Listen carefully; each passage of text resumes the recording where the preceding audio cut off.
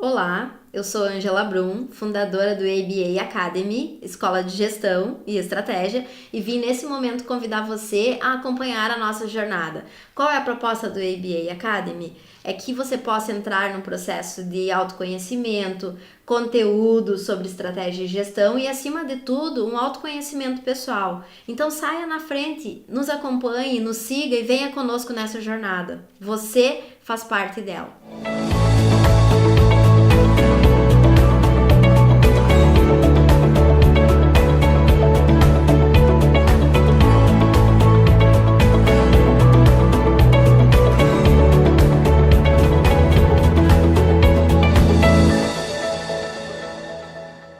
Então eu convido você nesse momento a gente entrar nesse primeiro conteúdo que é o planejamento estratégico sistêmico, que ele pode ser aplicado tanto à vida pessoal quanto à vida profissional, e nosso foco aqui é ter um entendimento então de como trabalhar esse planejamento e aplicar no nosso dia a dia. Por onde começamos? Então nós temos um ponto de partida, que é hoje, temos um caminho a ser seguido e temos no futuro um objetivo a ser atingido. E esse é o nosso foco do planejamento estratégico. Então a gente tem aí um caminho para desbravar e temos muitas ideias aí para construir nessa jornada, nesse caminho. Então aonde que é possível aplicar esse planejamento? Tanto em empresas com fins lucrativos, empresas e entidades sem fins lucrativos, e a partir desse momento eu posso estar aplicando todas as etapas do planejamento estratégico, em todos os níveis. Dentro do planejamento hoje a gente tem 3 níveis, planejamento estratégico, né, que entra mais a nível de diretoria, gestores, tem o planejamento tático, que ele entra mais a nível de supervisão e lideranças, e o planejamento operacional, então, que ele vai mais alinhado a nível de atividades e tarefas, que é a execução, a rotina do nosso dia a dia. O que é importante a gente observar? Dentro do planejamento, ele é aplicável nas empresas, em todos os cargos, em todas as pessoas que lá estão, e acima disso nós temos um processo de atingimento de metas e resultados. Então ele é construído em 3 etapas. Primeira etapa, a etapa filosófica, que nós chamamos, que é onde se define visão, onde se define missão, valores, princípios, a intenção estratégica, toda a política que a diretoria, junto com os seus gestores, deseja construir. Esse processo é o processo que mais se envolve dentro de todas as etapas desse planejamento. Envolve-se direção, se necessitar, envolve-se os colaboradores, mas é o processo onde se define o caminho que a empresa quer chegar, né? Por onde ela vai passar. Então ela quer uma visão para quantos anos, em que momento ela vai se posicionar no mercado, se vai ser em 2, em 5 ou em 10 anos. E a partir desse momento entende-se todo um cenário. Que cenário ela está posicionada? É um cenário que tem concorrentes diretos, indiretos, como que é o meu mercado? E a partir daí eu olho para dentro do meu negócio. E aí eu vou tentar entender, né, que missão e que trabalho eu tenho que desenvolver com toda a minha equipe para poder chegar dentro desse processo aí de visão. Por exemplo, se eu quero ser referência de mercado, o ser referência eu preciso construir esse caminho, com que estratégias? Então essa etapa filosófica ela nos faz pensar em que cenário eu estou inserido, né? Em que campo eu estou inserido e que concorrentes, que fornecedores, dentro da própria comunidade, da sociedade, aonde que eu estou. E a partir daí eu vou começar a projetar então esse planejamento. Olhando para a minha proposta hoje, para a missão, o que eu tenho de propósito dentro da minha empresa, com as minhas equipes e que vai me levar para essa visão que eu desejo. E a partir daí eu começo a olhar para a minha história, né? Para esse legado, para esse histórico que eu tenho lá atrás e tudo que se trabalhou para poder desenvolver os valores, né? Que valores que a empresa tem hoje que estão alicerçando esse crescimento e que vão me levar lá para essa visão.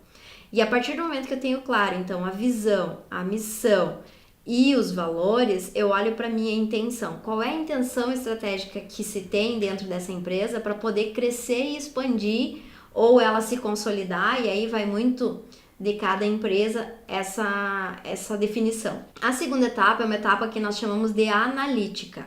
Essa etapa analítica ela é composta, primeiro, pela análise de ambiente interno e externo. O que é análise de ambiente interno? Eu vou olhar para dentro do meu negócio e vou tentar buscar lá dentro que pontos fracos, né? Que fraquezas eu tenho, que pontos fortes eu tenho, que eu possa fortalecer cada vez mais, e a partir daí eu olho para os fatores externos, para análise de ambiente externo. Quais as oportunidades? Quais as ameaças? Então hoje a gente tem muitos estudiosos na área e que defendem vários posicionamentos.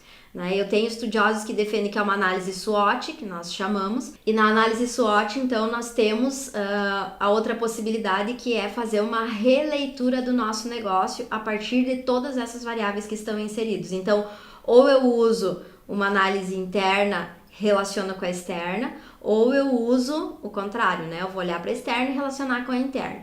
Então, como que funciona isso? Alguns estudiosos chamam também de matriz fofa, ou análise SWOT, que é o mesmo objetivo. Então, eu preciso olhar para os meus fatores externos e ver se eu tenho muitas oportunidades que eu posso aproveitar. E aí eu olho para dentro do meu negócio. Que pontos fracos eu tenho? Eu posso aproveitar esses pontos fracos, trabalhar eles, melhorar eles para chegar nas oportunidades? Então eu preciso trabalhar e olhar para os meus pontos fracos e para minhas ameaças. Eu tenho riscos nesse mercado. Se eu tenho riscos, eu preciso potencializar os meus pontos fortes. Então a gente faz toda uma relação, uma análise em X dessa SWOT para poder entender como que a empresa está relacionada e dentro desse mercado que ela atua, como que ela pode potencializar os seus resultados. Então a gente cria uma matriz estratégica cruzando tanto interno quanto externo e surge daí um plano de ação. Esse plano de ação é o 5W2H, Hoje já tem tantas outras ferramentas, mas um que é muito prático, muito simples, que a gente vai definir lá. O que eu preciso fazer, quem vai fazer, como fazer, quando fazer e quanto. Vai ter investimento ou não vai ter? E por que eu tenho que fazer? Então eu preciso olhar para essa justificativa e definir se de fato eu tenho condições, se de fato é prioridade essas ações. Então eu vou olhar lá para a minha matriz estratégica, vou extrair de lá os pontos fracos e as ameaças e vou definir essas ações dentro do meu plano de ação. Então nós temos a terceira e última etapa, que é a etapa decisória. Essa etapa decisória é onde se define o quê? Bom, eu mapeei o meu mercado, eu entendi a visão e missão, eu sei aonde eu quero chegar e aí eu vou para a decisão e vou de fato definir prioridades nesse plano de ação.